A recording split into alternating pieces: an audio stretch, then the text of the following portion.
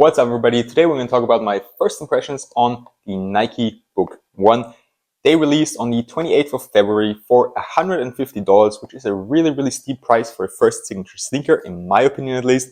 I got my pair from Kicks. I'll leave an affiliate link in the description down below. And before we get into performance aspects, I want to talk a little bit about the details on the shoe because I'm a big fan of what Nike and Devin Booker did there. We have this heel tab here where it says Chapter 1, and it's reminiscent of the back of a book with the 96, of course, for the year Devin Booker was born in. Then also on the insoles, here on this one we have this Nike swoosh with a little asterisk. All orange insoles also go really hard in my opinion. And on this pair we have a barcode with what looks to be some random numbers, but they actually mean something significant throughout Devin Booker's career. It's the area codes for the area he grew up in, where he went to high school, college, and also where he's playing in the NBA, with that being Phoenix, of course. So I really like the details on the shoe, and I also love the details that they put on the box of the Book 1. Again, this looks like the back of a real book, and I really like what they did there.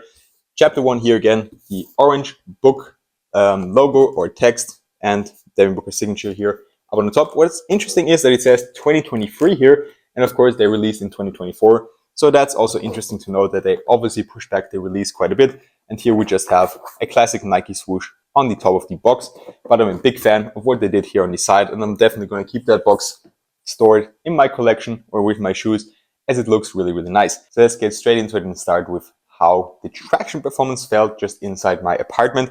We have a multi-directional herringbone pattern. This colorway, the Mirage Volume 2, if you were wondering what it's called, has a translucent outsole pattern with kind of a full solid rubber outsole underneath that, if that makes sense. It performed really well on my apartment floor. Dust pickup was also minimal. I was surprised. I thought it will pick up more dust. Also, dust didn't get stuck in between the grooves, which is nice. And as I said, traction performance felt really nice. They just arrived at my place today, so I'll probably wear them on court tonight. I haven't had any impressions on how they feel on court, but just by testing them on my wood floors in the apartment, they felt pretty damn good. Durability also seems to be good. The grooves are pretty thick and deep. The top part is easier to move, but the parts that go further down, as they are so deep, it's a little bit harder to move. So I think durability will also be all right. Now moving on to the cushioning setup in the Book 1. Very interesting feature, as Devin Booker's favorite shoe is the Nike Kobe 4.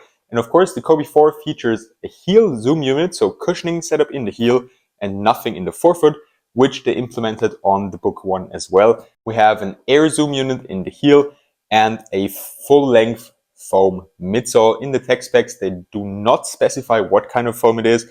It feels relatively plush, so stepping comfort is very nice actually, even though it's just your regular non-supportive foam insole. And as I said, the stepping comfort is nice. The stock insole is nothing special, but it gets the job done for stepping comfort. The Strobel board has a minimal cutout in the heel, but you can actually see the air zoom unit directly under your foot if you take out the insoles, which is pretty cool in my opinion. You can really see it being right underneath your heel. And in the forefoot, we can just see parts of the foam. As I said, the Strobel board, only a minimal cutout, which is typical for Nike or Adidas. On other brands like Way of Wade or Rigora even, we have a crazy nice Strobel board with great stepping comfort. But here is also nice because the cushioning in the heel is very good and the stock insole has some decent compression in the forefoot.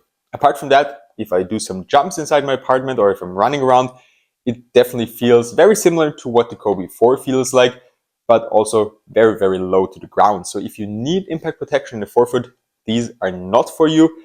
If you like having cushioning setups in the heel and not in the forefoot, these are great. I actually like these kind of setups for games, as it's weird to say it's just a game, but it's just about 2 hours where I wear them, and I like low to the ground setups in the forefoot because it feels, at least for me, it feels like I can shoot better. I'm better balanced on my jump shots. So that's also probably a reason why Devin Booker likes this setup a lot. And of course, you need that impact protection in the heel for heavy landings or heel strikes. But for everyday, day-to-day practice sessions, I prefer something like the KD16 or the LeBron 21 or the Way of Wade 10 that has a full-length, solid and comfortable cushioning setup. Moving on to the support features of the Book 1, it looks a little bit weird and it looks lot like it's going to be unstable. It kind of reminds me of the Air Force One, of course, heavily inspired by off-court shoes and Devin Booker's off-court style as well, which I'm a big fan of actually.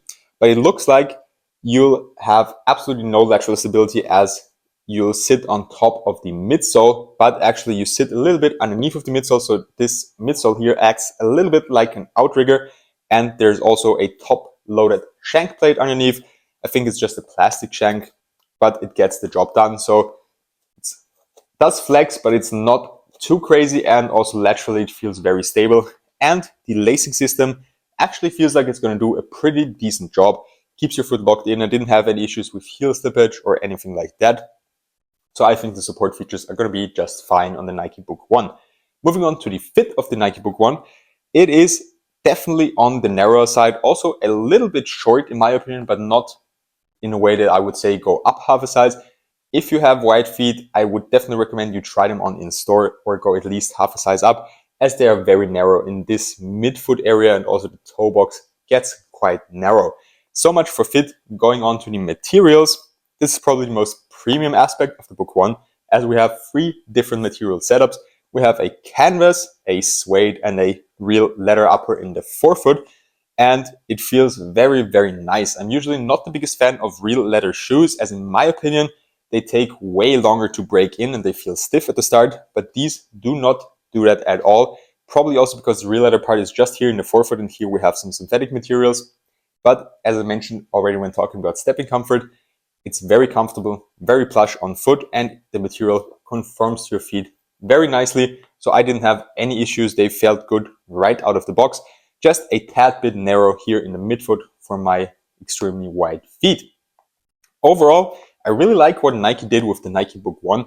They match Devin Booker's style perfectly. I really like this colorway. I'm definitely going to rock them off court as well. For me, this is like a perfect sneaker for summer, where I'm outside, where I'm hooping with the Book One, and then I can just go to my bike or to my car, depends on how I went to the court, and just drive home with the hoop shoes I had on foot.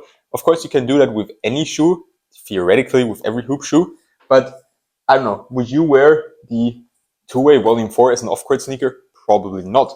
So that's why I like that the Devin Booker One looks really, really cool off-court as well, and I like what Nike did there. What I don't like is that they kind of messed up the release a little bit. They gave us some really, really nice colorways on foot, on like Devin Booker's feet in NBA games, and then they released a rather boring colorway at first. This one I actually do like. I really like blue shoes, and I like the orange accents that they put up there. So I'm a fan of this one, but I would definitely like that they release more of the fire colorways or the PEs we saw Devin Booker wear on foot on the NBA court. With that being said, that's all I have for you today on the Nike Book One. Really dope looking shoe, excited to try them on court. Let me know if you've tried the first colorway that released already. And as always, please subscribe to my channel, it would help me out a lot. Leave a like, and see you next time for more reviews and first impression videos.